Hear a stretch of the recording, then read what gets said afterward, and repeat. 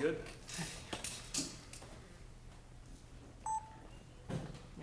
Go ahead. Ellis, when you look back at the film, what did you kind of think of the play of the defense? Well, it's been like 3 weeks in a row now, or excuse me, 4 weeks in a row, 4 games in a row.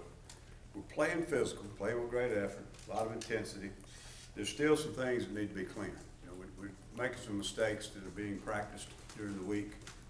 Of course, there's always going to be the unexpected that happens in a game. But these are things that we're working on, we're practicing, they seem to have it down, and we still have a few of those in games. Obviously, the production was good. You know, I think it was 7 or 9 punts out of 9 punts or something, I don't know. A lot of 3 and outs, got a couple of turnovers, really dropped 3 other turnovers. We've got to start making those plays on the ball.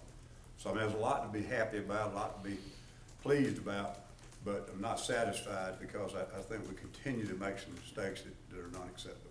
Ellis, both your starting linebackers go down with injuries. What's the status of each of them? They're kind of day to day. You know, Cass he actually got kicked in the chin, caused a little mild concussion. He seemed pretty good today. We don't do much on Sundays, but he didn't practice. And Frost was moving around a little bit. He got hit. He fell on the interception. Fell on his leg. But we got a bunch of them. One of them got a bruised shin. We've got a bruised bone. We've got that Swain's got a very mild sprain. They did a lot of cut blocking, and most of it was legal, but there were a few that were not seen, not called. But it was a lot of that, a lot of ankles and stuff like that. But just banged up. Need these 48 hours for sure. Do you know, at least with Cass in particular, if they'll be able to play this Saturday? We don't know at this time. You know, we go through all the protocol and certainly want to be on the side of caution with that. How did you think the guys played when they were out? The guys in place of them? Right. They played pretty well. We did 2 of those missed checks where we got messed up on a check defense was when they were gone.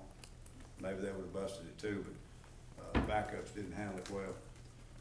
They played overall pretty well, you know, but there were some of the controls, quarterbacking of the defense, there were some issues.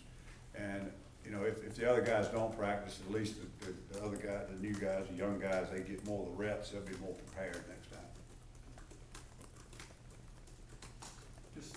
Just look at you guys, remembering last year, just seems like you're more aggressive.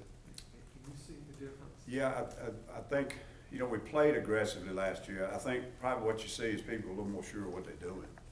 Obviously, confusion causes hesitation, and last year we were new in the system, maybe tried to do too much too early. But we had a lot of players that couldn't pull the trigger. You know, they weren't really sure of what they were doing. But it wasn't a lack of aggression. I think it was more of a lack of knowledge and being comfortable within the system. There's no question that's better. So that's hopefully contributing to a lot faster play and that type of thing. But we do still need to get a little bit cleaner mentally. What have you seen out of Brandon Harris, LSU's quarterback? They've had some issues there at quarterback playing 2 guys, but Harris especially. You know, I haven't seen a lot of film yet.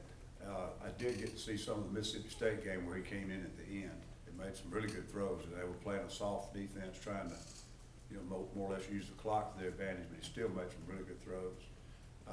I know from just communication, just talking with someone, that he was replaced the other day in the game and came in and really did pretty well. So I'm anxious to sit down and study the film. Both the kids are good athletes. They're mobile. They can move around. You know, obviously they know more about them than we do, but I think both of them are very capable of moving their offense, and they both give you a lot of problems with the mobility. We played a really good quarterback Saturday, probably the best pocket quarterback we've played so far this year, but it wasn't nearly as mobile as these kids from LSU, so that's another issue that we've got to contend with again. Usually at this point in the season, you have a good read on guys in film in 4 games, 5 games this season. How difficult is it? As you said, you don't really know a lot about this heresy.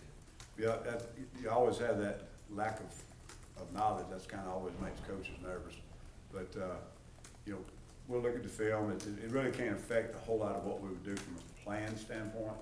But I think the players have to be aware, biggest thing to be aware of is athleticism and the things they can do to hurt you if we don't cage them up in the pocket. Now, let's talk about the play of the front 4, and Devontae Lambert's a guy that's really come on. What have you seen out of him? Yeah, Devontae, I think the last 2 games have really been a lot better. He had some production before, but I think his consistency is starting come about.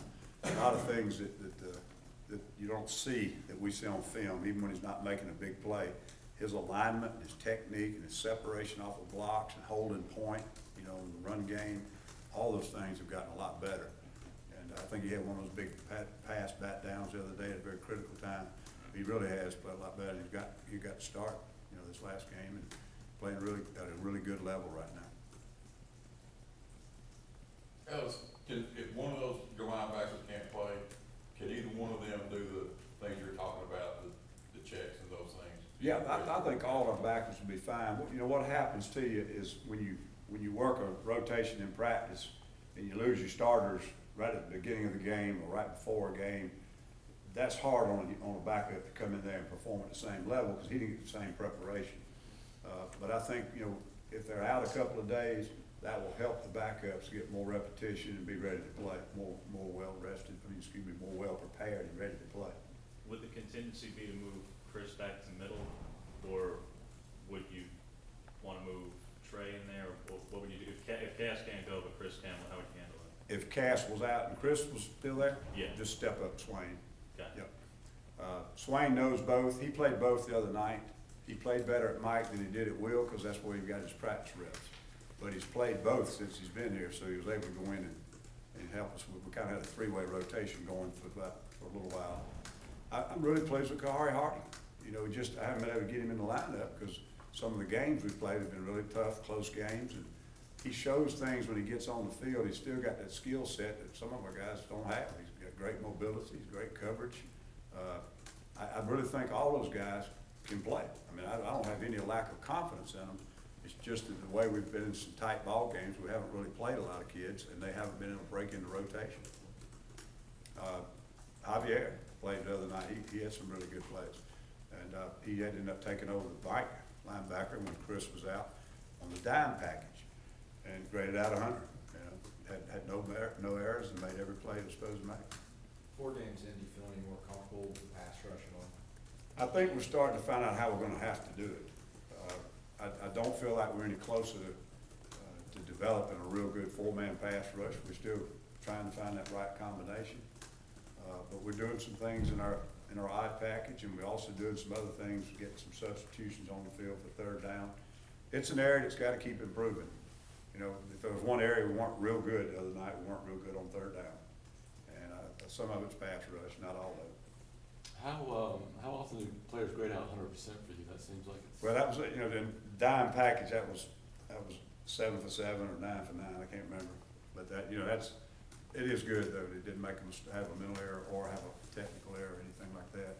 Now, if a kid plays 75, 80 snaps, very seldom. Very seldom. I mean, you'll have one have a game like that every now and then. Couple more? What have you seen from the Cinco package thus far? Because you created, I know Chris rushed at the Cinco on Montrevis' interception, and I believe at Kansas State there was a pretty big play, that may be a turnover, I'm trying to remember now, in the Cinco package. Yeah.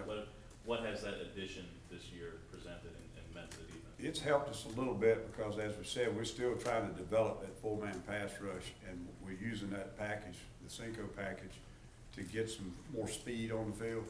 It's 3 down linemen and 2 outside backers and 6 DBs. So we're still kind of step by step adding a little bit of pressure schemes here and there. Didn't use some of them the other night, but it does put more speed on the field.